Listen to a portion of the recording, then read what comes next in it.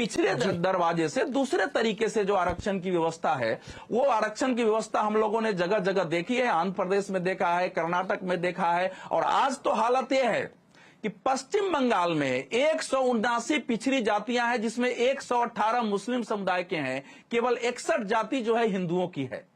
राजस्थान में, कर्नाटक में या बंगाल में ऐसे राज्य हैं जहां हिंदुओं के पिछड़े वर्ग के आरक्षण का मेजोरिटी जा रहा है वहां। तो ये इशू तो होना चाहिए ना कि ऐसा क्यों हो रहा है। क्या लोगों ने धर्म परिवर्तन कर लिया है? क्योंकि पश्चिम बंगाल सरकार से जब पिछड़ा वर्ग आयोग ने पूछा कि मुस्लिम जातियां या हिंदू जाति कहां गई, उन्होंने लिखित दिया है कि इन्होंने अपना धर्म बदल लिया है। तो ये अवधेश जी एक चीज और, अवधेश जी निगेटिव रूप में लेने की जरूरत नहीं। एक वर्ड आपने यूज किया, सेकुलर फंडामेंटलिज्म, ये क्या है? थोड़ा एक्सप्लेन करिए सर इसको। देखिए, सेकुलर फंडामेंटलिज्म है कि वो एक प्रकार से ऐसा मतलब कट्टरवाद था सेकुलर के नाम पर कि आप हिंदू होने का नाम लेंगे तो आप एंटी सेकुलर हो जाते हैं। जो स्थिति उस समय बना दिया गया था भारत में कि अगर नेता जा रहे हैं किसी मंदिर का उद्घाटन कर देंगे, कहीं जाएंगे, तो उसी के विरुद्ध आडवाणी ने स्यूडो सेकुलरिज्म शब्द दिया। और आज भी आप देखेंगे तो नरेंद्र मोदी विरोधी जो एक फंडामेंटलिज्म देश में खड़ा हुआ है, आरएसएस बीजेपी को लेकर के, ये सबसे खतरनाक फंडामेंटलिज्म है, ये सबसे खतरनाक अंध कट्टरवाद है कि ये सब कुछ बुरा है, इसको नष्ट करो। उसके रिएक्शन में जनता खड़ी होती है, और बीजेपी जो गलतियां भी करती है सरकार, उसी के रिएक्शन में खड़े होकर लोग सोचते हैं कि भाई ऐसा क्यों किया जा रहा है। ये फंडामेंटलिज्म आजादी के समय से चला है। तभी तो आप देखिए ना क्या है फंडामेंटलिज्म।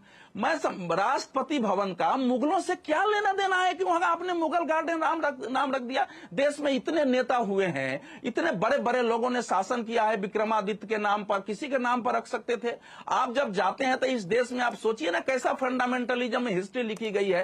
शेरशाह 4.5 साल तक देश में शासन किया, समूचे जीवन में युद्ध लड़ता रहा, और आपने कंधार से लेकर बांग्लादेश तक जो है ग्रैंड ट्रंक रोड का, उसको तो फंडामेंटलिज्म इतना बढ़ गया हमारे यहाँ कि वो तो आप देखिए फंडामेंटलिज्म ही तो था, जिसमें आपने हमारे देश में राम जन्मभूमि पर ताला लगवा दिया कि हिंदुओं की आवाज नहीं चलनी चाहिए। अनेक ऐसे रहे हैं। जब लाल कृष्ण आडवाणी में इसको स्यूडो सेकुलरिज्म दिया है तो देश धीरे धीरे उठकर खड़ा हुआ और देश उस दिशा में सोचने लगा है। अब बीजेपी इसको या दूसरी पार्टियां आगे नहीं बढ़ाएगी, राजनीति में एक अलग बात होती है, लेकिन एक सही इशू है, इसको पॉजिटिव वे में डिस्कस होना चाहिए। हमारे देश में एक दो लाइन और हमारे देश में एक धारणा रही है कि हिंदुओं से संबंधित कोई इशू हो उस पर खुल के बोलो, लेकिन मुसलमानों से संबंधित इशू आप बोल दोगे तो आप एंटी सेकुलर कहलाओगे। ये धारणा धीरे धीरे टूटी है। ये देश के लिए भी अच्छा है, दुनिया के लिए भी अच्छा है। इस पर बहस होनी चाहिए और चुनाव सबसे उपयुक्त समय है। राजेश बादल सर, क्या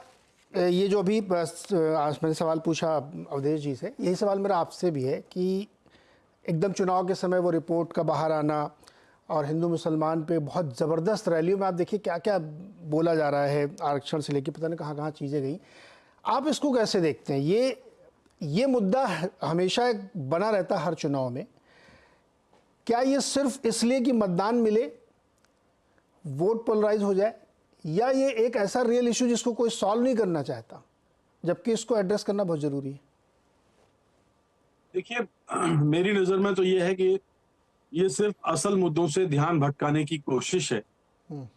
एक कारण तो ये, क्योंकि लोकसभा के चुनाव का आपको एक पैमाना तो तय करना पड़ेगा ना। तो कोई भी सरकार जब 5 साल के बाद लोगों के बीच में जाती है, मतदाताओं के बीच में जाती है, तो किस आधार पर जाएगी? इस आधार पर जाएगी ना कि उसने 5 साल में काम क्या किया है। क्या उसने बेरोजगारी का आंकड़ा कम किया है? क्या उसने महंगाई में कंट्रोल किया है? क्या उसने करप्शन रोका है? क्या उसकी विदेश नीति में उसको कामयाबी मिली है? क्या उसने रक्षा नीति, कूटनीति और तमाम जो मसले होते हैं इन पर चुनाव लड़े जाते हैं, और जनादेश भी इसी आधार पर हमने वर्षों तक देखा है मिलता रहा है। चूंकि भारतीय जनता पार्टी का जन्म 1980 में हुआ और शुरुआत में कई चुनाव तक उनको जो 2-3 चुनाव हुए उसमें अपेक्षाकृत सफलता नहीं मिली, और तब धार्मिक आधार पर, मजहबी आधार पर जो उन्होंने ट्रंप कार्ड खेला उसका उनको लाभ मिल रहा है, और मिला भी है पहले।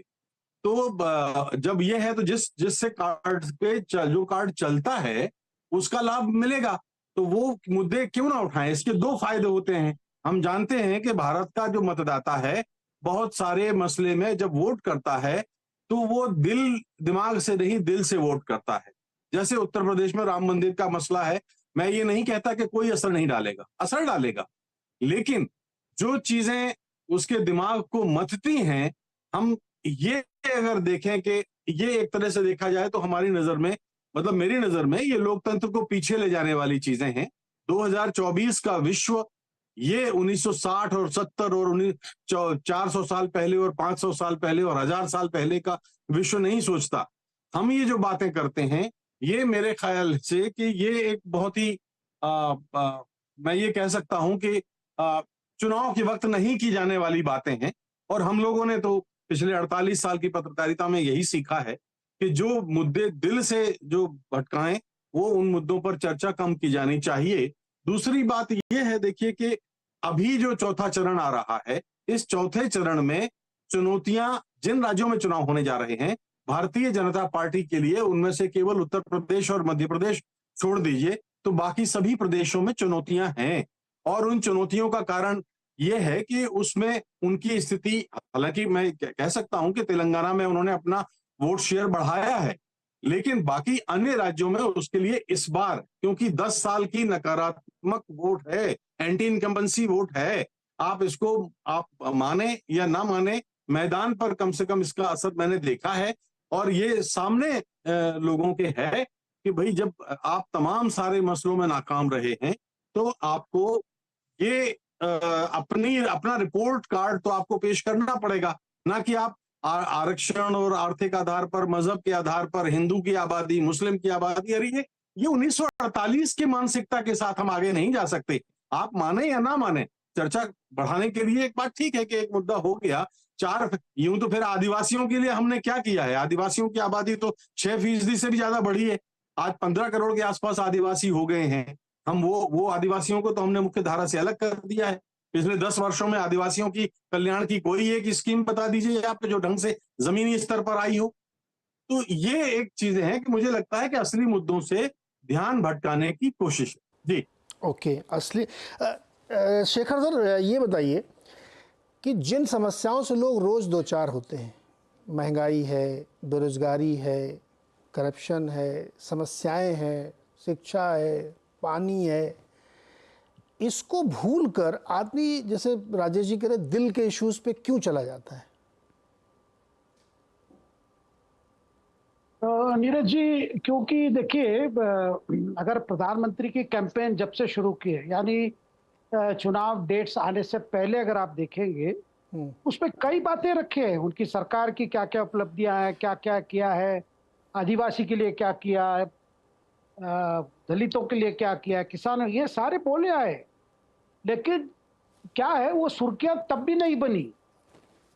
और अब भी उनके भाषण में ये पूरा पार्ट ये नहीं है। कई अपनी सरकार की उपलब्धियां तो बता रहे हैं, लेकिन वो सुर्खियां नहीं बनती है। तो इसीलिए हमें लगता है कि केवल पीएम का स्पीच इसी पर है